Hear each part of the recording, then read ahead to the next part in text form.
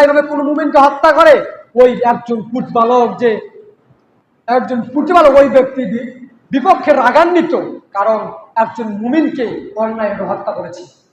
তারপরের বাক্যে আল্লাহ রাব্বুল আলামিন বলছেন, ওয়ালানাল্লাহ, আমার লানত তার উপর, আমার বদদুয়া তার উপর।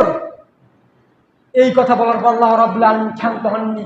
পরের বাক্যে আল্লাহ রাব্বুল আলামিন বলছেন, ওয়া'আদ্দা লাহুম আযাবুন শাদীদ, এবং আমি প্রস্তুত করে রেখেছি আযাবুন শাদীদ। একজন মুমিনকে অন্যায়ভাবে হত্যা করার ফলে, বা একজন মুমিনকে আপনি মনে করছেন যে আমি তো হত্যা করি, আমি ষড়যন্ত্র করেছি, সমান অপরাধ। তো একজন মুমিনকে হত্যা করার পরে আল্লাহ রাব্বুল আলামিন 4টি নির্দেশনা দিলেন।